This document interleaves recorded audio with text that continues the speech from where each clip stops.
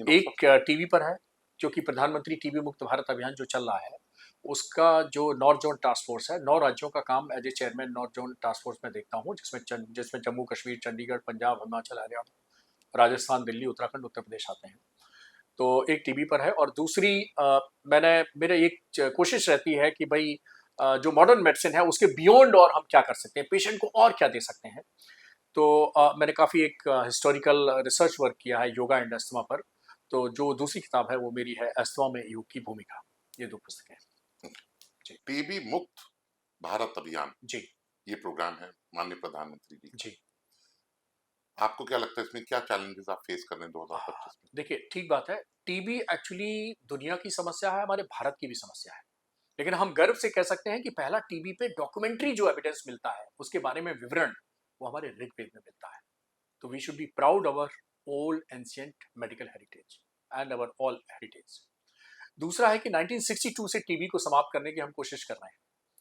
हमारा प्रोग्राम शुरू हुआ टीबी का, नेशनल टीबी कंट्रोल प्रोग्राम। बदलते बदलते फिर उसका अभी लेटेस्ट नाम जो चल रहा है वो प्रधानमंत्री टीबी मुक्त भारत अभियान या नेशनल टीबी एलिमिनेशन प्रोग्राम है। एक्चुअली 2018 एक ऐसा पॉइंट है, टर्निंग पॉइंट, जब भारत में टीबी को एड्रेस करने के लिए बहुत रिगरस एफर्ट हुए हैं। उसका क्रेडिट जाता है हमारे माननीय प्रधानमंत्री जी को। 13 मार्च 2018 को दिल्ली के विज्ञान भवन में डब्ल्यूएचओ के डायरेक्टर जनरल की प्रेजेंस में एक एन तो उन्होंने कहा कि भाई दुनिया में टारगेट कहा गया है टीबी को समाप्त करने के लिए 2030, लेकिन भारत आज ये घोषणा करता है कि हम 2025 तक टीबी समाप्त करेंगे। ये प्रधानमंत्री जी ने घोषणा की डायरेक्टर जनरल डब्ल्यूएचओ के सामने, टेड्रोस साहब के सामने। Still he is director general of WHO. वो बीच में 2-3 साल हमारे कोविड में चले गए तो थोड़ी वो हो गई, लेकिन पहली बार मैं बताऊं कि जो प्रोग्राम शुरू में पहले 30 साल फेल्ड प्रोग्राम माना गया टीबी का, डब्ल्यूएचओ ने पहली बार प्रशंसा की है भारत के टीबी प्रोग्राम की। क्यों? क्योंकि जो ग्लोबल रिडक्शन हुआ है टीबी के मरीजों में या टीबी की डेथ्स में, उससे डबल करके दिखाया है इंडिया ने। 18% हमारी टीबी रिलेटेड मॉर्टेलिटी कम हुई है, और 17.3% हमारे टीबी के नए मरीज जो आते हैं वो कम हुए हैं। तो बहुत गजब का फास्ट फॉरवर्ड पिछले 7-8 साल से काम कर रहा है। और मैं सौभाग्यशाली अपने को समझता हूं कि 10 साल मैंने यूपी को लीड किया है, यूपी की स्टेट टास्क फोर्स को एज ए चेयरमैन के नाते, और 2022 से मैं नॉर्थ जोन की टास्क फोर्स को लीड कर रहा हूं इसके चेयरमैन के नाते। डॉक्टर साहब, आपने बहुत मेहनत की हिंदी को एज हमारी जो जी। मातृभाषा है उसको इंटीग्रेट करने की जी। In studies of respiratory medicine. जी। क्या चैलेंजेस आपने फेस किए और आपको क्या लगता है कि आप दे- इसको कर ले जाएंगे? देखिए, बहुत सिंपल सी बात है। पहले तो मैं आपके दर्शकों को बता दूं चरण जी, कि मैं उत्तर प्रदेश के छोटे शहर इटावा से, एक छोटे गांव से आता हूं। मेरा बचपन की पढ़ाई बिजली नहीं थी गांव में, लालटेन में हुई है। और हम उस स्कूल के पढ़े हुए हैं, गांव के स्कूल के, जो प्राइमरी पाठशाला उत्तर प्रदेश सरकार का, कि जिसमें 5वीं तक सिर्फ और हिंदी और मैथ पढ़ाया जाता था। तो मैंने एबीसीडी, आपके दर्शक कुछ हंसेंगे मेरे ऊपर, एबीसीडी मैंने क्लास 6 में सीखी है। तो हिंदी के प्रति एक मेरा भाव में, तो एक तो मेरी मातृभाषा है, दूसरा सम्मान है, दूसरा हमारी राजभाषा है। और जब हमने सोचा, जब हम एमबीबीएस पास हो गए, आपको जान के ताज्जुब होगा कि एमबीबीएस फर्स्ट ईयर में मैंने पहली क्लास अटेंड की, तो वो जो अंग्रेजी में प्रोफेसर ने लेक्चर लिया, मेरे सिर से ऊपर से निकल गया। तो मैंने कहा भाई, अब तो अंग्रेजी भी ढंग से पढ़नी पड़ेगी। तो मैंने फिर अपनी अंग्रेजी मजबूत की। तो खैर भगवान की कृपा है, तो मैं जितना हिंदी में मजबूत हूँ आज, उतना ही अंग्रेजी में मजबूत हूँ।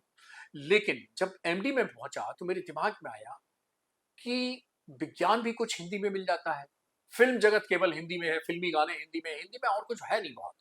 तो मैंने कहा क्यों ना चिकित्सा के क्षेत्र में कुछ हिंदी में बड़ा किया जाए। तो हम लोग एमडी के दौरान एक थीसिस लिखनी पड़ती है, जैसे पोस्ट ग्रेजुएट स्टूडेंट डिजर्टेशन करते हैं, पीएचडी के स्टूडेंट भी थीसिस करते हैं। हम लोग एमडी के, एमबीबीएस के बाद जो एमडी का पाठ्यक्रम होता है, तो वो हिंदी में करते हैं। तो मैंने कहा लाओ, क्यों ना मैं हिंदी में लिख के दूं। तो हमारे हेड थे, वही प्रिंसिपल थे। तो मैंने कहा सर, मैं हिंदी की थीसिस हिंदी में लिख सकता हूँ। तो उन्होंने कहा कि थीसिस हिंदी में तो लिख सकते हो, लेकिन तुमको अंग्रेजी में भी लिखनी पड़ेगी, क्योंकि तमिलनाडु से एग्जामिनर आ गया तो वो तो हिंदी समझ नहीं पाएगा। हमने कहा हाँ सर, बात सही है। तो मैंने कहा सर, मैं इंग्लिश हिंदी दोनों में लिख दूं। बोले लिख दो।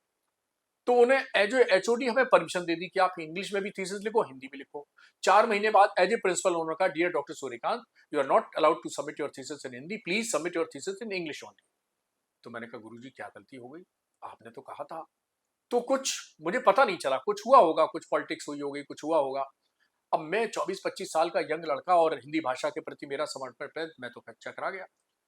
तो मैंने फिर एक बार उनसे की, अब उस समय वही हेड, वही principal, King George medical college, देश का इतना पुराना मेडिकल कॉलेज, उनका ऑरा अलग, सब कुछ अलग, और उन बड़े एडमिनिस्ट्रेटिव, वो अब दुनिया में नहीं है, लेकिन वो और बड़ा नाम उनका अपने फील्ड में।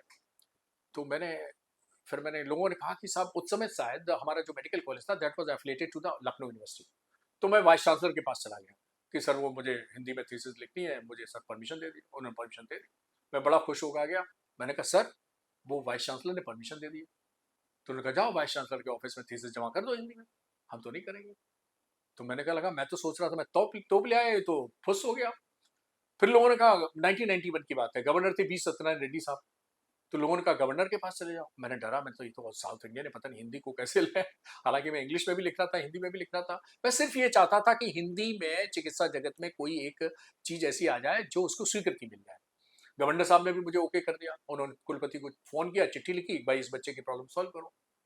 तो मैं फिर गया प्रिंसिपल साहब के पास। तो उनका जाओ गवर्नर हाउस में जमा कर दो, वहां से परमिशन मिल गई। तो मैंने कहा ये तो मामला गड़बड़। तो मेरे कुछ दोस्त थे पत्रकार, उन्होंने मेरे उसको लिया, कुछ मीडिया में निकाला, कुछ किया।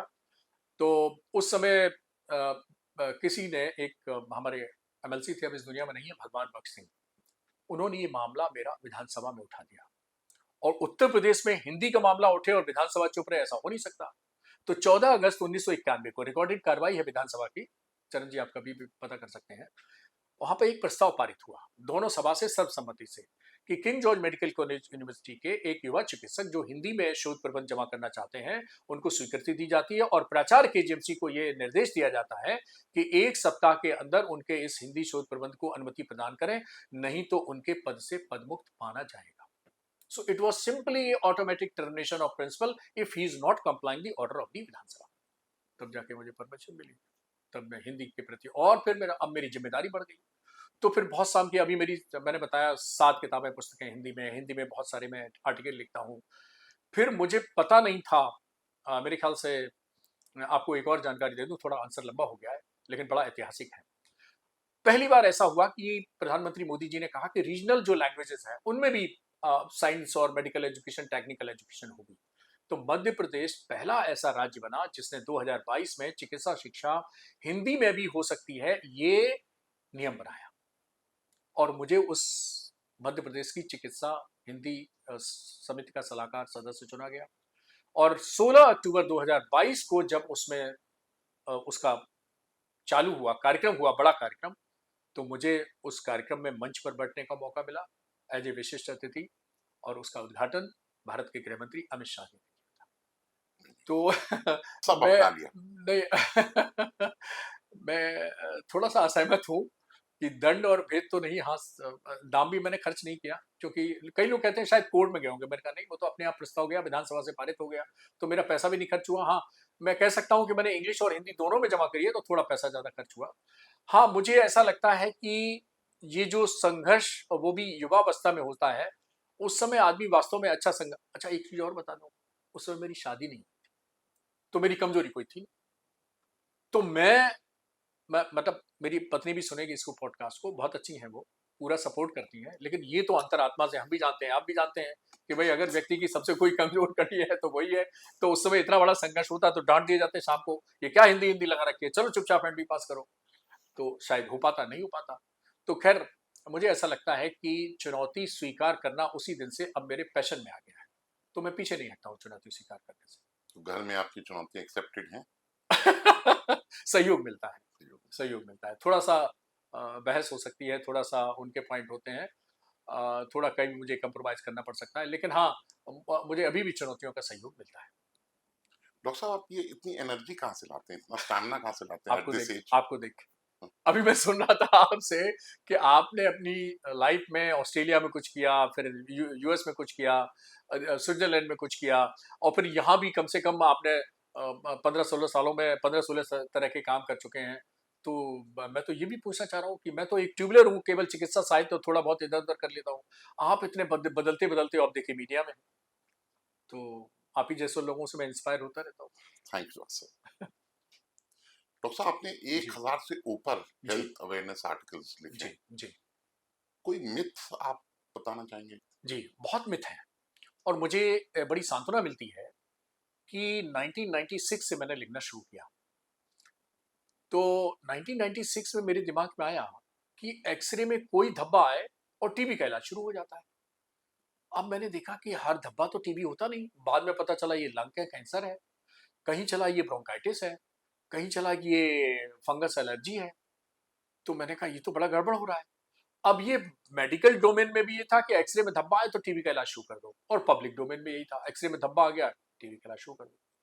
तो मैंने एक डायलॉग से एक इंटरव्यू दिया और अखबार वाले ने छापा कि जैसे हर चमकती चीज सोना नहीं होती, एक्सरे का हर धब्बा टीबी नहीं होती। अब इसने इतना अपील किया कि मतलब डॉक्टर्स ने, पैरामेडिकल्स ने, कम्युनिटी ने, लोग तुरंत सेकंड ओपिनियन लेने लगे। मेरे पास मरीजों की संख्या बढ़ गई। डॉक्टर साहब मैं टीबी का इलाज ले रहा हूँ, देख लो एक बार आप सेकंड ओपिनियन दो, गलत तो नहीं चल रहा है।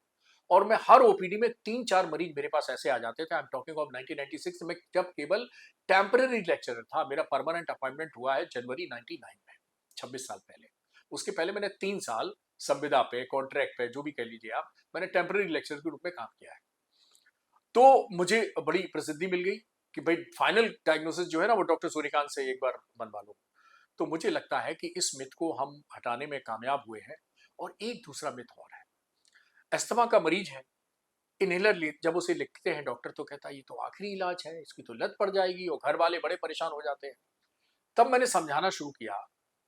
मैंने कहा देखो भाई ऐसा है, बहुत बड़े फिल्म स्टार, बहुत बड़े स्पोर्ट्समैन, सबको अस्थमा है, रोज इनहेलर लेते हैं। मैंने कहा एक स्पोर्ट्समैन है, वो एक ओवर में 6 छक्के मार चुके हैं, कभी उन्होंने कहा कि मेरी सांस फूली नहीं, क्योंकि इनहेलर रेगुलर लेते हैं। मैंने कहा एक बॉलर है, 140 किलोमीटर पर आवर की एक्सप्रेस स्पीड से बॉलिंग करता है। मैंने कहा उसने अपनी कभी कैप्टन से कहा यार एक ओवर मैंने बॉल डाल दिया, मैं तो सांस फूल गई अपनी, क्योंकि वो इनहेलर रेगुलर लेते हैं। तो अस्थमा के रोगी आपके, फिर मैं दूसरा मिथ यहाँ भी क्लियर कर देता हूँ अस्थमा के रोग के लिए। अगर आपको अस्थमा है या बच्चे को अस्थमा है, दुनिया में वो हर काम कर सकता है जो एक स्वस्थ व्यक्ति करता है, बशर्ते वो इनहेलर रोज ले, नियमित ले। इसलिए इस मिथ को भी मैंने इस पे काम किया, और इस पर भी काफी मुझे मैं कह सकता हूँ अचीवमेंट मिला। एक इंडिया टुडे ओआरजी का सर्वे है, 99 में हुआ, जब मैं परमानेंट हुआ, अपॉइंटमेंट मेरा असिस्टेंट प्रोफेसर के रूप में। तो उसने कहा कि देश में इनहेलर जो है वो 10% लोग ले रहे हैं, 90% तो इनहेलर ही नहीं ले रहे। और वो दौर तब था जब हैदराबादी मछली खाते थे, तंत्र चिकित्सा, मंत्र चिकित्सा, स्पर्श चिकित्सा, ये छुआ पता नहीं क्या क्या करते थे लोग अस्थमा के लिए। और कॉन्सेप्ट था दमा है तो दम के साथ ही जाएगा, क्या करना, इनहेलर मत लो, इसकी तो आदत पड़ जाती है, ये तो आखिरी इलाज है, ये सब बर्बाद हो जाएगा। अब हम सब लोगों ने प्रयास किए, फिर मैं medical college tertiary care centre में हूँ, फिर गांव-गांव में कैंप लगाने शुरू किए, दवा बांटनी, इनहेलर फ्री बांटने शुरू किए, लंग फंक्शन फ्री करना शुरू किया। डॉक्टर्स को भी मिथ था, उनको भी क्लियर किया। अब आज मैं आपको बता दूं, आज वो 99 का परसेंट का 10% का डेटा आज 50% पे पहुंच गया। अब हमारे देश का अस्थमा का रोगी, हर दूसरा रोगी वो इनहेलर लेता है। तो मैं समझता हूं कि ये दो मिथ ऐसे थे जिसको मैंने शिद्दत के साथ, मेहनत के साथ पब्लिक डोमेन में ले गया, इसको परसू किया, पूरी परवरिश रही इस पे मेरी, और उसका मुझे आउटकम मिला, रिजल्ट मिला। तो इनहेलर को लोग दे यूज्ड टू जी see it as a taboo. हाँ, अभी भी। अच्छा, 2009 से मेरे को चश्मा लग गया। तो जिस दिन चश्मा लग गया तो श्रीमती जी ने कहा क्या है भाई, अब तो तुम चश्मू हो गए, मतलब तुम्हारी स्मार्टनेस थोड़ी कम हो गई। देख लो भाई, डॉक्टर से बात कर लो, अगर 1-2 साल ना लगा पाओ, अभी ससुराल साल चलोगे, सब चढ़ाएंगे, चश्मू बन गए तो तुम्हारे पति। तो मैंने कहा नहीं, मुझे बहुत फायदा है। एकदम मेरे दिमाग में आइडिया आया कि पत्नी से तो खरी खोटी से सुनने को मिल गई कि भाई चश्मू बन गए।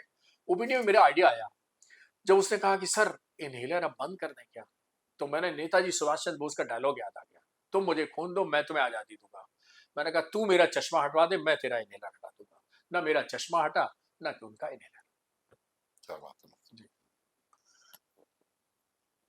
आपका एक मॉडल था ड्यूरिंग कोविड, जी ना जांच ना रिपोर्ट सीधी चोट। जी, मैं आता हूँ उसमें। तो क्या हुआ कि जब कोविड आया, तो मैं धन्यवाद देता हूँ उत्तर प्रदेश सरकार का। They selected me as external expert for the COVID management. Treatment protocol उनका बनाना था, बहुत सारे प्रोटोकॉल्स बनाने थे। और उसके दौरान जब मैंने ट्रीटमेंट प्रोटोकॉल बनाया, तो हमारे दिमाग में भी था कि भाई उत्तर प्रदेश में इतनी गरीबी, सस्ती दवा बनानी चाहिए। तो मैंने वेस्टर्न प्रोटोकॉल, डब्ल्यूएचओ प्रोटोकॉल को छोड़ के पूरा स्टडी करके, एक दवा आती थी आइवरमेक्टिन, उसमें मैंने व्हाइट पेपर लिखा, 26 एक्सपर्ट इस कंट्री के लिए मैंने, और उस व्हाइट पेपर लिखा, श्वेत पत्र लिखा मैंने एक जर्नल में। और वो श्वेत पत्र की बड़ी चर्चा हुई। फिर मैंने उन्हीं बेस पे ट्रीटमेंट प्रोटोकॉल बनाया। जब ट्रीटमेंट प्रोटोकॉल बनाया तो पहले प्रोटोकॉल क्या था, जांच करिए, जांच की रिपोर्ट आ जाए कोविड पॉजिटिव है तो ट्रीट करिए, और नहीं तो फिर कोई और ट्रीटमेंट करिए। अब जब कोविड की सेकेंड वेव आई तो फिर किंग जॉर्ज मेडिकल यूनिवर्सिटी ने मुझे all in charge for COVID affairs King George medical university का बना दिया। फिर सरकार ने कहा कि भाई कोविड यहाँ ज्यादा है, कानपुर में ज्यादा है, मेरठ में ज्यादा, आगरा में जाए, मुझे हर जगह भेजने लगे। हद हो गई जब सेकेंड वेव में मुझे वाराणसी भेज दिया गया, प्रधानमंत्री जी के संसदीय क्षेत्र में सिंगल मेंबर रिव्यू कमेटी। तो मैं गया, भगवान की कृपा थी ऐसी कि 3 दिन में ही वहां मॉर्टेलिटी डाउन हो गई। तो मेरा एक प्रेस कॉन्फ्रेंस चल रही थी उस समय। तो एक अखबार के पत्रकार ने पूछा कि डॉक्टर साहब क्या 3 दिन में आपने कर दिया जो बनारस के दूसरे लोग नहीं कर पाए, इसमें आपने क्या सजेशन दिया है? तो मैंने कहा क्या करूं। तो उसके पहले मैं जब लखनऊ में था तो मेरी बिटिया, उसका नाम है सूर्याती। तो जो आपने सिंगल लाइनर की बात की ना, तो मैं एक चैनल के लिए सिंगल लाइनर ढूंढ लिया था। वो हमारे मित्र हैं सिंगल चैनल, वो उस चैनल के जो मालिक हैं, कहते थे डॉक्टर साहब बिना सिंगल लाइनर के मत लाइएगा, बहुत लोग कहते हैं कि आज सिंगल लाइनर नहीं दिया था। तो मैंने, हम और बिटिया रात के 2 बजे तक जगे, सूर्याती और हम लोग प्यार से उसे रिमझिम कहते हैं। तो हमने कहा कि आओ मिलके हम लोग एक सिंगल लाइनर बनाते हैं। तो बनते बनते फिर 2 बजे फाइनल डिसाइड हुआ कि भाई कोविड के मरीज की रिपोर्ट का इंतजार मत करो, पल्स ऑक्सीमीटर लो। कोविड का मरीज कौन मरता है? जिसकी ऑक्सीजन कम हो जाती है। तो भाई रिपोर्ट का क्यों इंतजार कर रहे हो? अगर 94 से नीचे ऑक्सीजन आ रही है तो उसको दवा दे दो, don't wait for the report. तो मैंने अंग्रेजी में बनाया, मजा नहीं आया, फिर हिंदी में बनाया। मैंने कहा न जांच न रिपोर्ट, करो कोरोना पर सीधी चोट। तो ये हुआ कि उसके बाद मैंने सबसे कहा पल्स ऑक्सीमीटर रखो। अब उन्होंने कहा, हमें बताया उन्होंने कि साहब वो गांव में, हमारा मोटरसाइकिल शहर से आदमी जाएगा, गांव में सैंपल लाएगा, लेके आएगा, और फिर उसके बाद लैब में जाएगा, लैब में रिपोर्ट आएगी। तो मैंने कहा तब तक तो कोविड अपना काम कर देगा। आप रिपोर्ट देंगे 3 से 5 दिन के बीच में, और कोविड तो अपना 3 दिन के अंदर काम कर देता है, जिसको मारना है उसको 3 दिन के अंदर फिनिश। तो फिर मैंने स्ट्रेटेजी बदली, और ये स्ट्रेटेजी इतनी काम की कि आप पूछिए मत। बहुत सारे एनजीओ, फिर मैंने अपने 4 दवाओं का जो प्रोटोकॉल था हमारा, 4 दवाएं 5 दिन, कोरोना खत्म। इतना कॉन्फिडेंस आ गया लोगों को, भैया डॉक्टर साहब की 4 दवाएं लो, कहीं जाने की जरूरत नहीं, न जांच न रिपोर्ट, करो कोरोना पर सीधी चोट।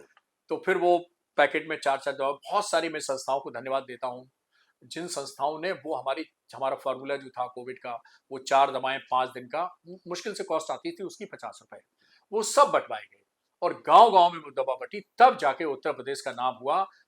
देश में नहीं, पूरी दुनिया में नाम हुआ। और आपको मैं बता दूं कि इंटरनेशनल मेडिकल जर्नलिस्ट यूके से और यूएस से, उन्होंने मेरा इंटरव्यू लिया, doctor Suryakant, what is the reason behind it, what is the secret behind it that you have controlled to effectively COVID in the Uttar Pradesh which is having population of 250 million. तो ये अंतरराष्ट्रीय स्तर पर ये फॉर्मूला हिट हो गया, recognition मिली, और इसका मेरा पब्लिकेशन भी है हमारी डिफरेंट जर्नल में।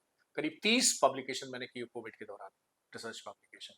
आपको खुद भी कोविड हुआ? नहीं, इसका भी मैं उदाहरण बता देता हूँ कि जब एक चैनल पे और मेरा टीवी पे इंटरव्यू चल रहा था, मेरे यूट्यूब पे भी बहुत सारे मेरे वीडियोस थे, तो उसने कहा कि डॉक्टर साहब आप तो कोरोना को उसकी माद में जाके मारते हैं, वो लैंग्वेज है ना ऐसी, कि आप तो कोविड की माद में घुस के कोविड को मारते हैं, तो आपको अब तक 8-10 बार तो कोविड हो ही गया होगा। तो मैंने कहा भाई मेरे मेडिकल कॉलेज से माइक्रोबायोलॉजी में सब रिपोर्ट है, पता कर लो हर डॉक्टर की, एक भी बार कोरोना नहीं।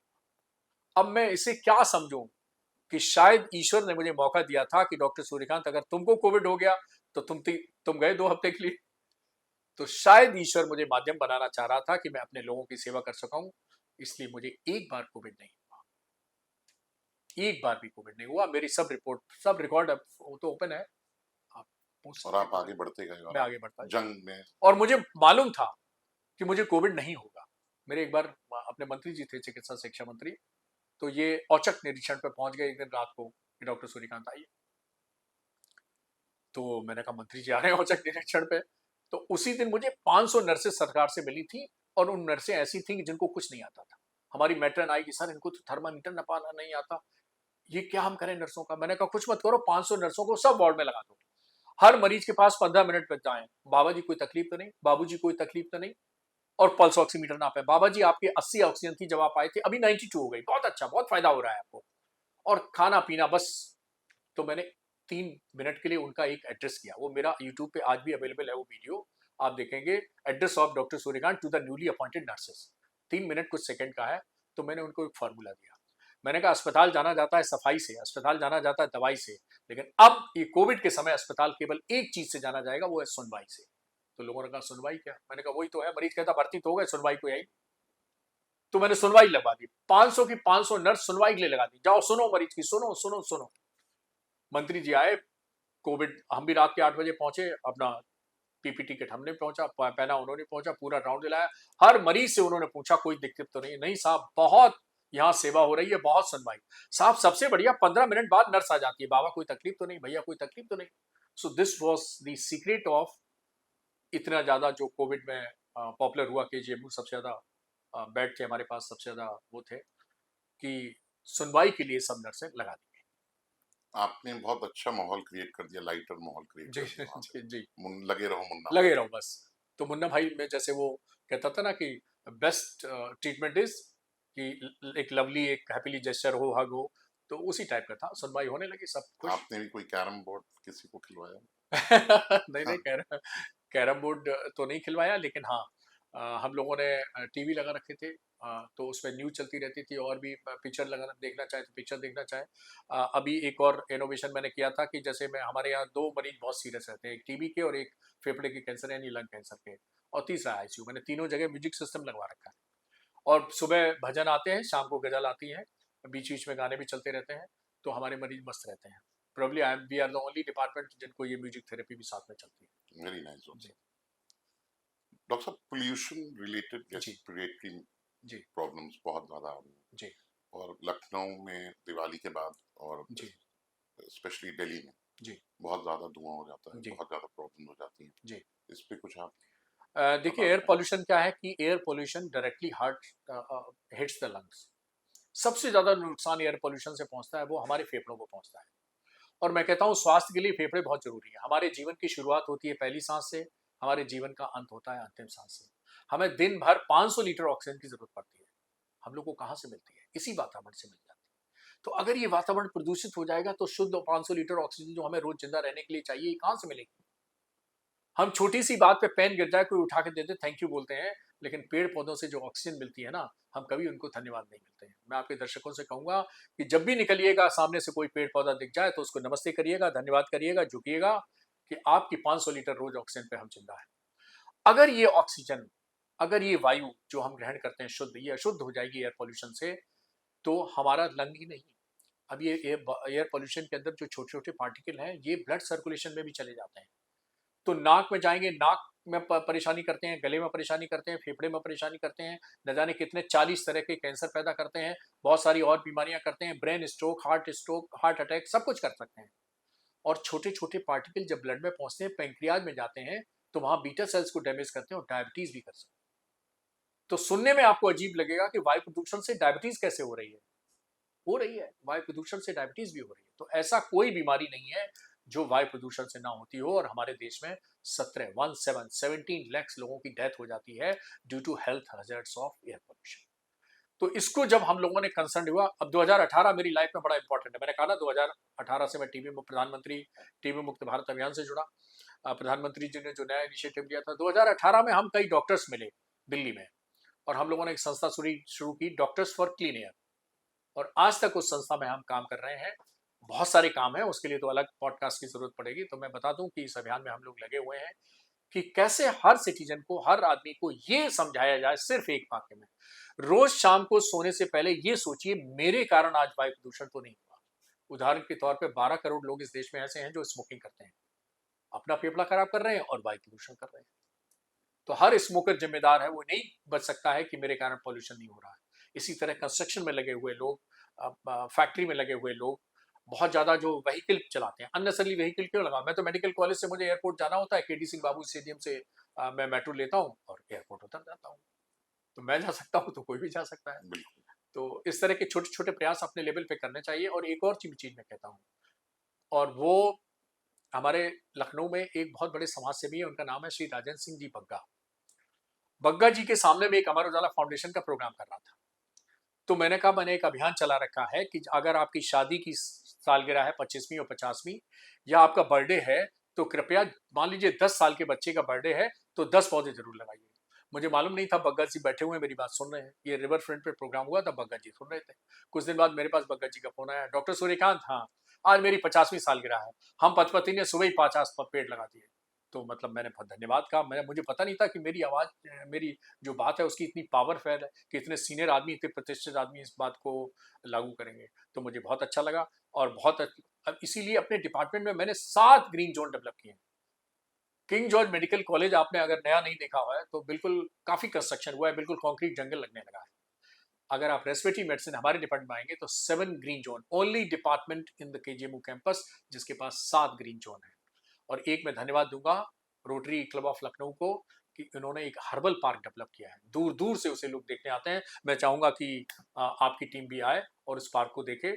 मैं तो चाहूंगा एक पॉडकास्ट वहीं पर किया जाए, रिकॉर्ड कर लिया बिल्कुल। जाए। जी उन्होंने 101 सैपलिंग्स प्लांट की थी। जी।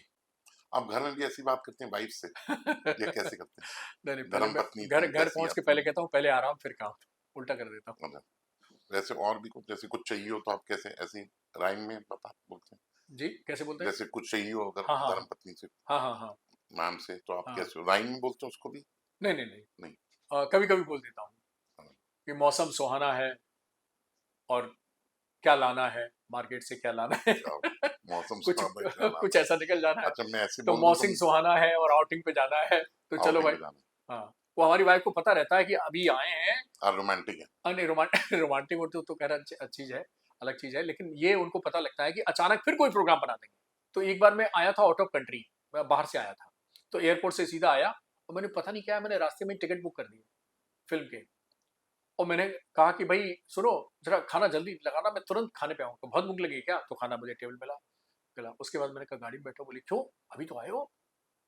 नहीं, मैंने कहा फिल्म की टिकट बुक कर दी है। तो सब फिल्म जाए हाँ। तो बोले मेरे कपड़े, मैंने कहा जैसे कि वहां फिल्म में कौन देखता है, अंधेरा होता है। तो जो जैसी ड्रेस में था उसको वैसे ही बिठा लिया और हम फिल्म चले गए। तो हमारी वाइफ इससे वो बड़ा कहती है कि इनका भाई कब कहाँ क्या प्रोग्राम बन जाए, कौन से कपड़े हम पहने नहीं पहने हैं। तो इनके लिए तो इनके साथ बाहर कभी जाओ, कहाँ गाड़ी मुड़ जाए, कहाँ रुक जाए, किससे मिलवा दें, किसके यहाँ पहुंच जाए। तो मौसम सुहाना है, सब्जी सब्जी नहीं क्या लाना है? क्या बताया आपने? नहीं, एक बार बताया मौसम सुहाना है, चलो बाहर घूम के आना है। चलो बाहर घूम के एक सब्जी के नाम से आता है, सब्जी और फल मैं ही खरीदता हूँ। मुझे इतना पैशन है कि मुझे कहीं हरी सब्जी दिख जाए या बढ़िया ताजे फल मिल जाए, गाड़ी रोको, ड्राइवर से बोल देता हूँ, अब तो मैं चलाता नहीं गाड़ी, से रोड को कहीं भी हो, पहले रुक के सब्जी और फल खरीदता हूँ, तब गाड़ी पे बैठता हूँ। मेरे घर में किसी कर्मचारी, भगवान की दया से अब तो सब कर्मचारी हैं, लेकिन किसी सर्वेंट को ना सब्जी ला सकता है ना फल, वो मैं ही लाता हूँ। बाकी मैं कुछ नहीं लाता हूँ क्योंकि पत्नी कहती है ये क्या उठा लाए, तो वो सब बाकी वो लाती, चाहे मेरे कपड़े हों, चाहे उनके कपड़े हों, चाहे बच्चों के वो हों, वो सब डोमेन उन्हीं का। डॉक्टर साहब, if you had the power to change one thing in the medical field, yes, तो आप क्या चेंज करना चाहेंगे? Perception towards the health. Why? Because people and especially the doctor community, they are more focusing on diagnosis and treatment of the disease. I want that we should focus on prevention of diseases and promotion of health. ये जो हमारा mindset बना है ना, doctor के पास इसलिए जाना है क्योंकि बीमारी हो गई, तकलीफ है। भाई डॉक्टर से कभी ये भी तो टिप्स लो कि भाई हम हेल्दी कैसे रहें, हम स्वस्थ कैसे रहें। तो आधी प्रॉब्लम तो हमारी वैसे ही सॉल्व हो जाएगी। हमारी सरकार परेशान है, गांव में डॉक्टर नहीं, यहाँ डॉक्टर नहीं, यहाँ कमी, यहाँ वहाँ कमी। तो पहली बात तो मुझे वो अच्छी लगती है अपने इंडियन कल्चर में कि पहले दादी माँ के नुस्खे हुआ करते थे और आधी बीमारी घर में ही ठीक हो जाती थी। अब समस्या है ये जो आजकल की लड़कियां हैं, ये जब दादी बनेंगी तो ये तो कहेंगे व्हाट नुस्खा, ये क्या होता है। तो मैं चाहता हूं कि वो जो पुरानी हमारी चीजें हैं वो रिवाइव हो। ऐसा नहीं कि जो अनएथिकल है, साइंटिफिकली सही नहीं है, वो मैं चाहता था, वो मैं नहीं चाहता। तो इसीलिए मैंने एक काम शुरू किया है, integration of the various system of medicine. मैं यूनानियों से भी मिलता हूँ, मुझे अभी होम्योपैथी वालों ने बुलाया था गेस्ट ऑफ ऑनर, बहुत बड़ा नेशनल कॉन्फ्रेंस की थी उन्होंने, उसमें मुझे बुलाया उन्होंने होम्योपैथी के बीच में। मुझे आयुर्वेद वाले बुलाते हैं, सबके साथ में बैठता हूँ और मेरा पर्पज यही रहता है कि भाई जहाँ हमारी स्पेशलिटी की अच्छी है, फॉर एग्जाम्पल आईसीयू मैनेजमेंट है, ट्रोमा है और इन्फेक्शंस है, ये हमारी पैथी बहुत अच्छा डील कर लेती है। लेकिन डायबिटीज में हम कह सकते हैं कि हम क्योर कर देंगे? नहीं। हाइपरटेंशन हम क्योर कर देंगे? नहीं।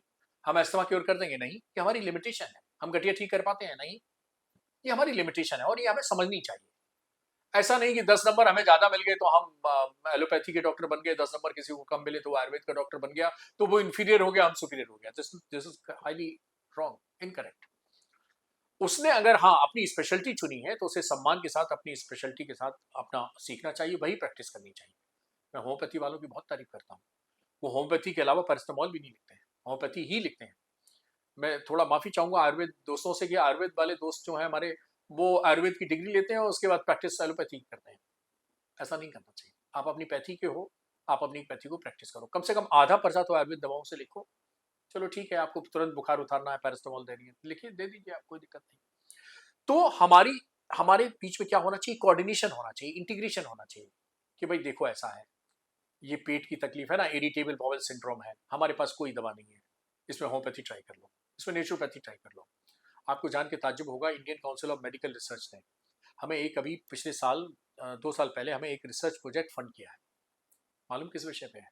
रोल ऑफ जल नीति in the management of allergic rhinitis. Asthma के वो रोगी जिनको साथ साथ नाक की एलर्जी भी है, उसमें जल नीति का क्या रोल है, ये रिसर्च मैं कर रहा हूं। ये आयुर्वेद की रिसर्च है, ये नेचुरोपैथी की रिसर्च है। मैंने खुद लखनऊ यूनिवर्सिटी से डिप्लोमा किया हुआ है योगा एंड नेचुरोपैथी से। तो दुनिया का सबसे पहले पीएचडी योगा एंड अस्थमा पर हमने करवाया, उसके पब्लिकेशन करवाए, पोस्ट डॉक्टर फेलो करवाई। उसमें जो लड़की ने इतना काम किया, वो वुमेन साइंटिस्ट रही, and now she is working on this ICMR project of allergic नाक की एलर्जी, जिसमें जल नीति सुना होगा आपने। जी। एक लोटा होता है, उसमें टोटी होती है, इधर से जी। पानी नमक डालते हैं, उसे निकालते हैं। So basically it's a cleaning of nose, nasal mucosa.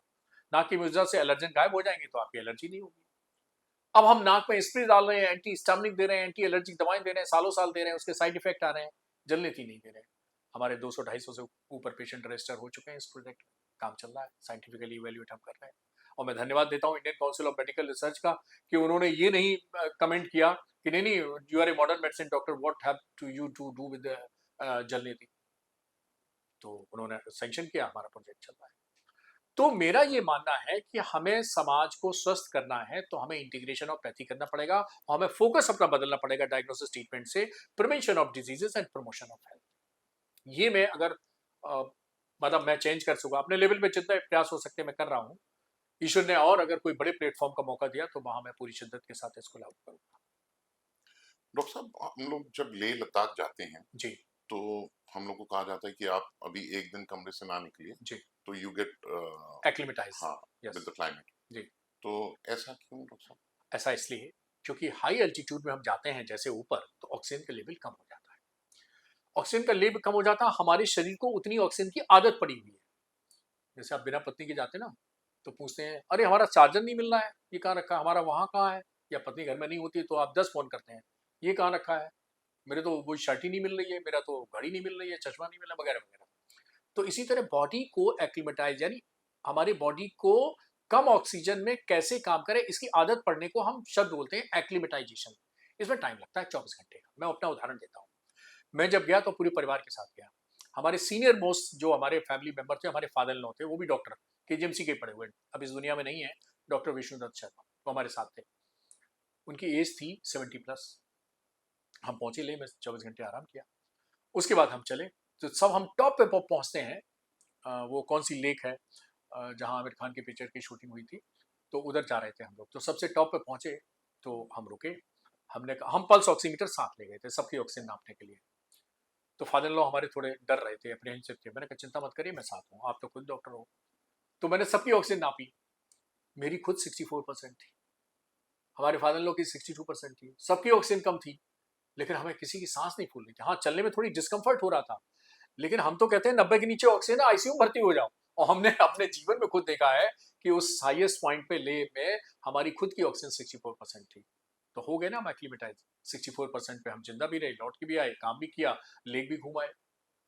तो इसलिए जो भी हाई एल्टीट्यूड पे जाते हैं उन्हें अपने डॉक्टर से जरूर सलाह लेनी चाहिए। कुछ दवाएं होती हैं, एक पोर्टेबल सिलेंडर्स आ गए 1 लीटर 2 लीटर के, वो साथ में लेके जाने चाहिए। कुछ दवाएं आती हैं, वो डॉक्टर से लिखवा लेनी चाहिए। और ये 24 घंटे आराम, जाते ही घूमने नहीं शुरू कर देने, 24 घंटे जाके होटल में या जहां भी आपका रुकने का है वो रुकना चाहिए। डॉक्टर साहब, आप एंटी टोबैको कैंपेन जी। में बहुत एक्टिव रहे, जी। इस पे कुछ आप बताना चाहेंगे? देखिए, ऐसा है कि ऐसा लोगों को लगता है कि तंबाकू और हमारे देश का रिश्ता चोली दामन का है। जितना पुराना हमारा देश है उतनी पुरानी तंबाकू है। ऐसा बिल्कुल नहीं है। तंबाकू हमारे देश में आई 16वीं शताब्दी में, पुर्तगालीज लेके आए थे, अकबर का शासनकाल था। उन्होंने अकबर को किसी तरह कन्विंस कर लिया कि साहब ये प्लांटेशन करिए, ये करिए, वो करिए, बाद में एग्रीकल्चर प्रोडक्शन होगा, बिजनेस होगा, वगैरह वगैरह। अकबर साहब उनकी बातों में आ गए और इस तरह टोबैको हमारे पास अभी 16वीं शताब्दी में आई। फिर Jahangir was the first emperor जिसने उस पर टैक्स लगा दिया। टोबैको लोग इस्तेमाल करने लगे तो उसने टैक्स लगा दिया। जहांगीर से लेके लगाया हुआ टैक्स आज भी जारी है। तंबाकू से क्या है कि आप सोचिए 65 का पैकेज मिलता है बीमारियों का। आपके दर्शकों को हम शॉर्ट में बता दें, 65 के पैकेज में 40 तरह के कैंसर हैं, 25 तरह की दूसरी बीमारियां हैं। मुंह का कैंसर, जीभ का कैंसर, लिप का कैंसर, गले का कैंसर, लरिंक्स का कैंसर, पेट का कैंसर, फेफड़े का कैंसर, प्रोस्टेट का कैंसर, इंटेस्टाइन का कैंसर। मतलब 1 घंटा इसी में चला जाएगा, इतने कैंसर में गिना सकता हूँ। और बहुत सारी बीमारियां हैं, दिल की बीमारी, फेफड़े की बीमारी, हृदय की बीमारी, ब्रेन की बीमारी, किडनी की बीमारी, लिवर की बीमारी, बहुत सारी। ये 65 का पैकेज है। और 40 तरह के कैंसर है, मरने के लिए एक ही कैंसर काफी है, हम सबको मालूम है।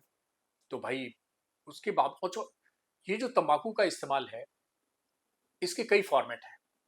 तो जो बीड़ी सिगरेट पीते हैं वो और खतरनाक है। वो इसलिए क्योंकि तंबाकू कोई खाता है तो अपना नुकसान करता है। जो बीड़ी सिगरेट वाला है वो तो पीता है तो 30% धुआं उसके फेफड़े में जाता है, 70% इसी वातावरण में रह जाता है और अड़ोसियों पड़ोसियों के फेफड़े में चला जाता है। मान लीजिए यहाँ कोई सिगरेट पी रहा है तो आपके जितने 4-5 लोग बैठे हुए हैं सबके पैसिव स्मोकिंग हो जाएगी इनके। और passive smoking is equally harmful to active smoking. और उसके बाद वातावरण में कुछ ऑक्सीजन रह जाएगी जिसको हम बोलते हैं एनवायरमेंटल टोबैको स्मोक, वो भी वातावरण को खराब कर देगी। तो इसीलिए 2000, फिर मैंने कहा ना हमारे जीवन में, हमारे करियर में 2018 बहुत इंपॉर्टेंट है। 2018 31 मई को हम मनाते हैं वर्ल्ड नो टोबैको डे। 31 मई 2018 से मैंने प्रधानमंत्री मोदी जी को हर साल में पत्र लिखता हूँ, मेल करता हूँ उनको, उसकी कॉपी सबको देता हूँ कि प्रधानमंत्री जी आप बहुत अच्छा काम कर रहे हैं, एक नेक काम और कर दीजिए कि इस देश में तंबाकू का प्रोडक्शन, प्रोसेसन, सेलिंग सब कुछ बंद कर दीजिए। और मैं एक और एग्जांपल देता हूं कि आपके गुरु रहे, मेंटर रहे अटल बिहारी वाजपेयी। 2002 में एक बार उन्होंने आंध्र प्रदेश के फार्मर्स को संबोधित करते हुए कहा था कि भाई ये जहर की तंबाकू छोड़ दीजिए और फूलों की खुशबू वाली खेती करनी शुरू कर दीजिए। मैं अटल जी को कोट करता हूँ। अटल जी हमारे मेंबर ऑफ पार्लियामेंट रहे, मेरा व्यक्तिगत रूप से उनसे इंटरेक्शन रहा क्योंकि 91 में मुझे फर्स्ट टाइम पार्लियामेंट एमपी बने तब मैं एमडी का स्टूडेंट था और 2004 में तब तक मैं एसोसिएट प्रोफेसर बन चुका था। तो मैं उनको कोट करके करता हूँ। तो मुझे ऐसा लगता है कि इस पे पूरी तरह प्रतिबंध लगना चाहिए और काफ़ी कुछ बीमारियों पे हम काबू पा सकते हैं इस टोबैको रिलेटेड डेथ से। डॉक्टर साहब आजकल लड़के लड़कियां स्कूल जी, गोइंग, कॉलेज गोइंग, जी, ये वेप करने लगे। जी, बिल्कुल ठीक कहा ये आपने। कितना हार्मफुल है, आप कुछ बताना चाहेंगे? या वे हुक्का करने लगे हैं? ये हुक्का बार खुल गए हैं और मैं तो कई बार देखता हूँ शादी पार्टी में जाता हूँ, बाहर हुक्का रखा रहता है, लोग उसको करने लगते हैं, बहुत गलत बात है। और मैं आपको बता दूं कि वेपिंग जो शुरू की गई ये एक इंडस्ट्री का प्रोपेगेंडा था कि साहब इतने लो कंसंट्रेशन में हमने दिया कि ये नुकसान नहीं करती। कम नुकसान करती है लेकिन उतना ही नुकसान करती है, उतने ही अंगों पे नुकसान करती है। इसलिए कोई ये समझ ले कि वेपिंग नुकसान नहीं करती है, बिल्कुल गलत है। और मैं आपको बता दूं कि 2018 से इस कंट्री में vaping has been banned, Bharat सरकार द्वारा प्रतिबंधित है। गलती से आप पकड़े गए तो आपको सजा हो जाएगी, फाइन भी होगा और जेल भी होगी। तो ये बहुत गलत चीज है और they are equally harmful as active smoking और active tobacco chewing. Doctor, we will now start with the rapid fire round. Sure. This rapid fire round is brought to you by the ACE Group, building not just homes but thoughtful spaces. Doctor, allopathy or Ayurveda? Both.